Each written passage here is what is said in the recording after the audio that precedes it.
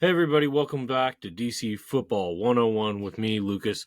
As a part of 14 Rings and NFC East podcast, we are here to preview week 3 of the NFL season and the Washington Commanders matchup against the Las Vegas Raiders. That being said, let's get into it real quick here.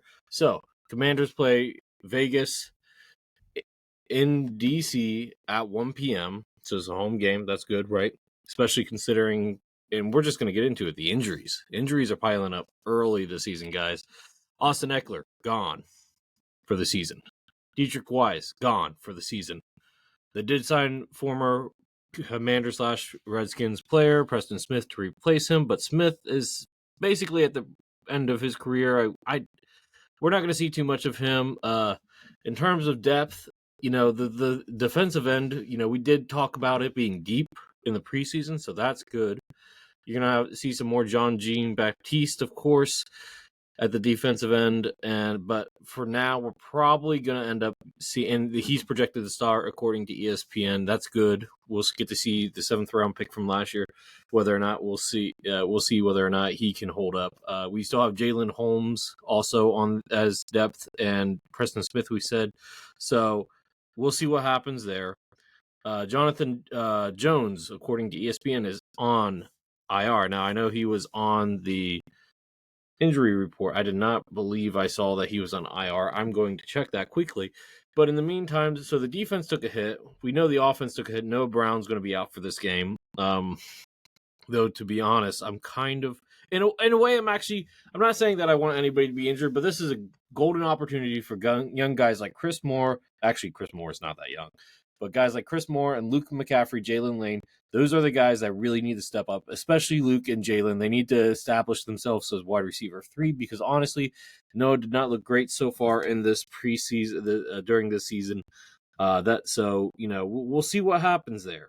But the big news, of course, and I kind of already said, Jayden Daniels, the knee injury from the end of the last game against the Green Bay Packers, which was not our best showing. We definitely got some flaws revealed there, primarily in terms of pass protection. So Jayden's out, Mariota's in. We'll see what Mariota can do. We know he did well in the limited action he saw last year, so that's good.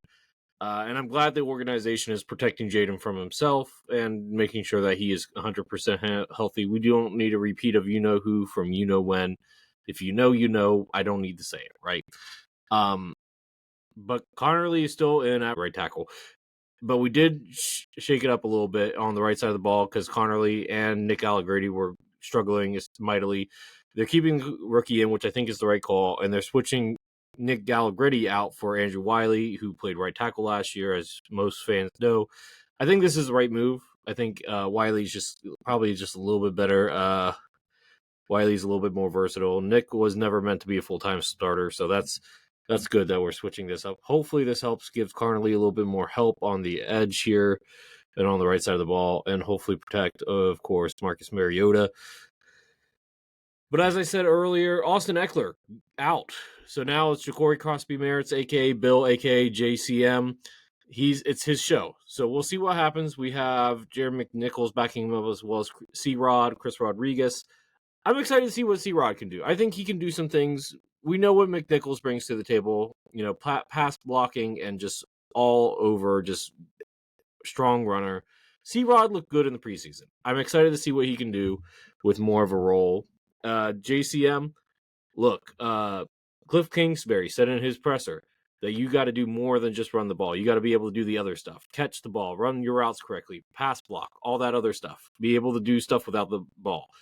This is your chance to show it, okay? We need you to do this against the Raiders. The Raiders are, one-on-one. They're a good football team coached by a good head coach. You got a good quarterback. You got a good defensive end. You got to do it, right? So outside of that, look, Terry, I hope you took this mini bye and really got on the same page with Jayden. We need you to do that. If you're not going to do that, then we overpaid you, and nobody wants that label, right? So you need to make sure that you step up in this game.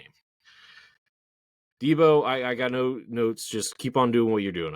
No notes. Offensive line, you guys know Josh Connerly. This is going, man. You know what?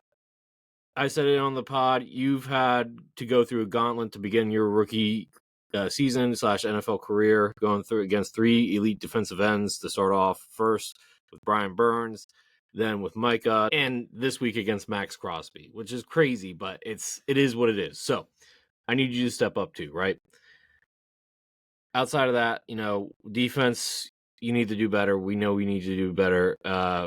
Look, Mikey, you can't be guarding tight ends. We saw what happened against Tucker Kraft. Now, don't go up against Brock Bowers. Somebody else needs to do that. I don't know who, but somebody. I want to see Frankie in coverage a little bit. All he feels like he's doing now is just pass rushing, and you're more versatile than that. Come on, that's also on you, Joe Witt. Use your defense the correct way, right?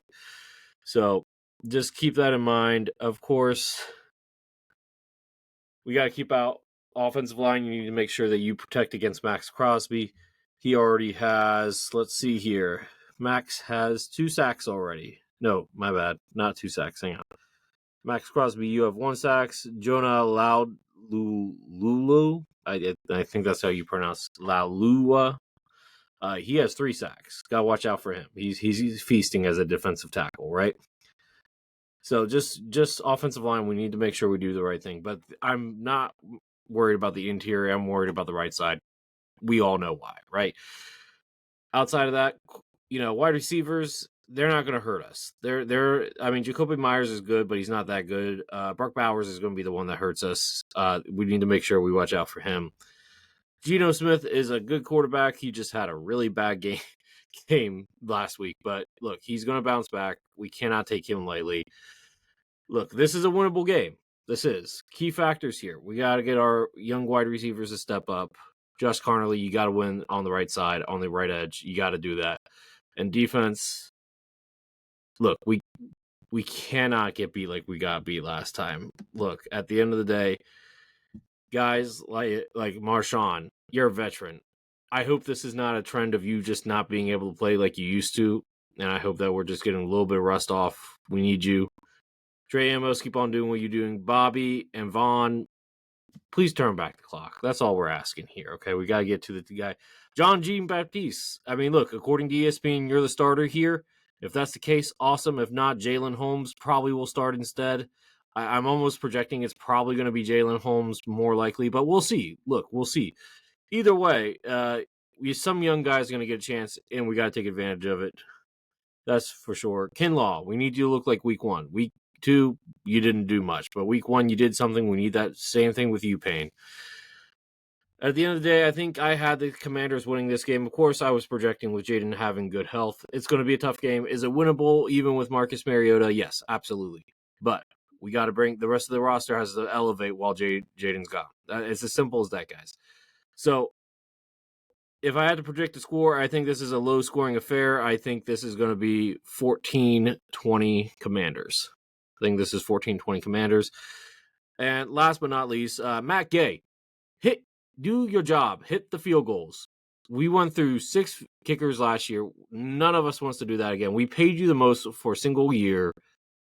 Prove to us that that wasn't a mistake. Make your field goals. That's it. That's all I got to say. Look, defensively, it's going to be tough against Brock Bowers, but not impossible. It's not like the Raiders are world beaters. There are 2 games that they played against the New England Patriots and the Los Angeles Chargers, both really known for their defense. They only scored 9 points against the Chargers, scored 20 points against scored 20 points against New England. It's not impossible for us to win here. Look, right now they don't have much in terms of offensive scoring power. If our defense does their job, we should be able to win this. Like I said, low scoring affair. But on that note, I'm going to wrap things up for DC Football 101. This is your host, Lucas. Make sure you subscribe to our YouTube page, 14 Rings and NFC East podcast. Make sure you check out our other game previews for this week with Mal, Maurice, and Earl on their respective solo episodes. We'll reconvene Tuesday night after the week's over. And until next time, deuces.